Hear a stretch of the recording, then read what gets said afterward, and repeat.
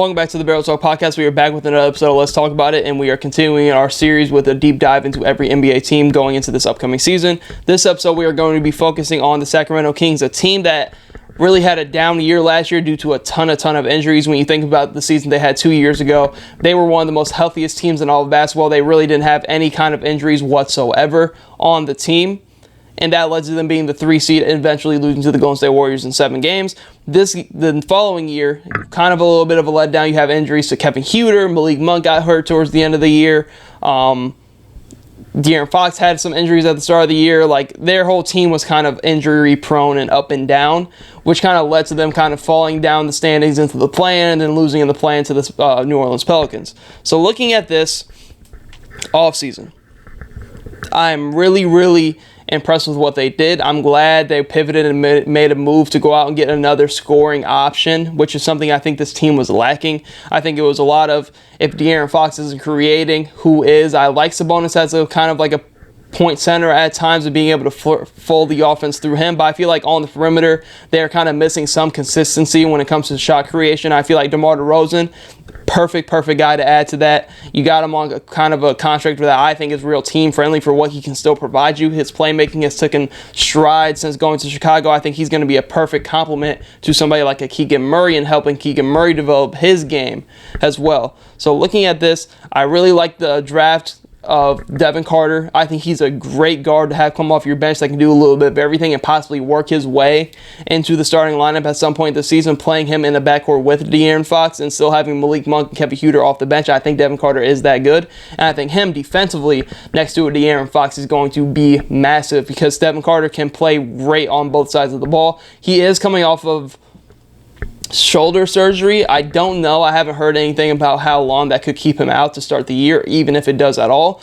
So that is something to note, but I think Devin Carter is going to be fine in his rookie year, and I think this is a perfect situation for him because I think Mike Brown is the top 5 coach in the league. I really like Mike Brown with this unit. I think he's done great strides in Sacramento with they have a talented roster, but when you look at kind of the Western Conference and what they've gone through these past 2 years to kind of keep the team afloat last year with all the injuries and the year before being a 3 seed and exceeding expectations, looking at that, I think Mike Brown is the top 5 to 6 coach in the league. We can talk about that in the comments of who you think is a better coach than him. I think him and his offensive mindset and the kind of dynamic offense that they do have now is going to be very explosive this season. When you look at what they kind of need to kind of get back to that 3 seed top of the echelon of the Western Conference like they were the year before this one, Kevin Huerter has to be consistent. He's somebody who I've kind of seen float around in trade talks and trade rumors throughout this offseason. Nothing really seemed to get done, but he is somebody that if he stays consistent with a Keegan Murray, that has all the spacing you need because I like De'Aaron Fox. He's improved as a 3-point shooter every year of his career. I expect that trend to continue. DeMar DeRozan isn't a 3-point shooting threat. He can shoot him when needed. You've kind of seen sparks of that in Chicago when he's kind of gotten that part of his game better. But it's more so I feel like he just doesn't really take those attempts compared to he can't, and he's not a good 3-point shooter. I think those are 2 different conversations. We know Keegan Murray can shoot the ball at a high clip. He kind of had a down year last year, but his defense improved so much to where like you're looking at Keegan Murray as one of the most underrated 3-and-D guys in the league. That's how much his defense improved last year. And then you're looking at Sabonis, who's going to give you pretty much everything you need offensively. He's not the defensive player you want, but offensively, he's going to be the hub for this team. So looking at that, you have a potential starting 5 of De'Aaron Fox, Kevin Huerter to start the year, DeMar DeRozan, Keegan Murray, and Domantas Sabonis, which I think that lineup could be one of the best offensive lineups in all of basketball with kind of the versatility they have and being able to score at all 3 levels of the game. Now, when you're looking at some of the guys off that bench, I like Keon Ellis and his defensive mindset. I feel like he was great in the summer league. I feel like he is just going to further and further along this season because I really liked what I saw out of his ball pressure last year, and I think offensively he's just going to be able to find his role.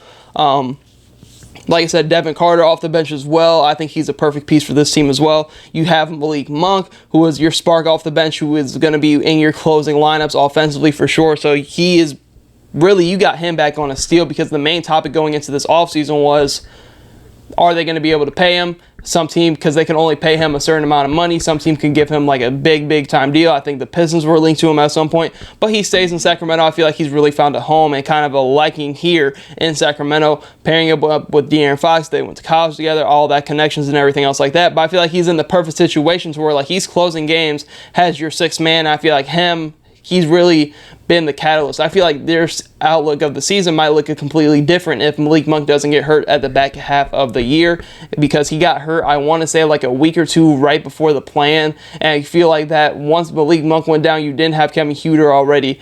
Offensively, kind of shooting and spacing wise, kind of hurt that team for sure.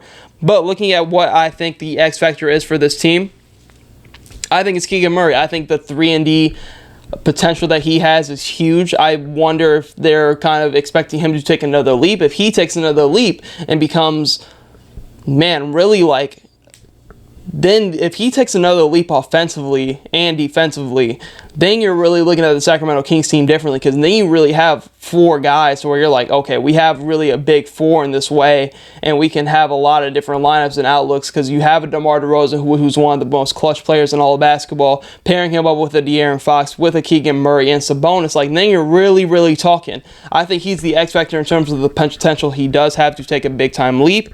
But I do think the expectation is, I think this team is going to be a very slept-on team. I wouldn't be surprised to see this team in the mix of where they were last year, but I think this team is going to be a lot better than people think. I think people are underrating the value and the pickup of somebody like a DeMar DeRozan a little too much, because of, they only want to talk about his age. But DeMar DeRozan has been great these past couple years in Chicago, and I feel like him going to the Sacramento Kings on the deal that he did is very good pickup for the Sacramento Kings. I love what they've done this offseason in the draft and signing DeMar DeRozan. I think it's somebody that they desperately needed. And I think people are sleeping on this team a little too much to think that if they're healthy, they're still going to be like one of the top echelon best teams in the Western Conference. They're very good at home. And I think the only thing that held them back last year was the health and the injuries. Yes, that can happen to every NBA team, but if this unit is healthy, they are one of the most slept-on sleeper teams in the Western Conference, because they have a lot of different avenues to compete with a lot of the top echelon teams in the Western Conference. So looking at that, the main question I do have for the Sacramento Kings is, will they be good enough defensively? I think that's one of the main questions that we have with this team throughout the past 3 seasons of them being pretty good. So looking at this defensively, they always seem to have kind of lapses. And I think offensively, they're one of the best offensive teams in all of basketball. But defensively, are they going to have enough on that side of the ball to really propel them into being one of those top echelon teams in terms of seeding wise, like they were 2 years ago? And that was more so because their offense was so good. So defensively, we've seen Keegan Murray. I like Devin Carter. I think Keon Ellis is a great defensive piece. So like, can they muster up enough good stuff on the defensive side of the ball to propel them into maybe possibly a deep playoff run? Because when you're looking at the Sacramento Kings team, it's like, I like their roster on paper, but then you look and match them up in a first round series against a lot of the teams in the Western Conference. Like, do you take them over this team or that team or this team in the Western Conference? And a lot of the scenarios are the Sacramento Kings like losing a competitive first round series. So can defensively be good enough to propel them into a deep playoff run, getting them out of like the first round or something? Because offensively, I think they have everything they need offensively, especially if you can get Kevin Huerter to kind of find that stroke he had when they were a top 3 seed out west. Once they do that, I think the development and progression of a Keegan Murray and his game is going to be huge. So looking at this, I think the Sacramento Kings team could be a real sleeper team out west. My expectations for them is kind of be in that same mix of kind of a little bit of above the plan, maybe possibly in the plan, depending on how the injuries shake out in the Western Conference. But Sacramento Kings, they got an interesting season upon them. I think they can still pivot and make another move if needed. I think they have a lot of draft capital if they want to make another move as well. But that's kind of all I have for the Sacramento Kings. Thank you guys for tuning into the Barrel Talk podcast. Hope to see you tuned in to future episodes.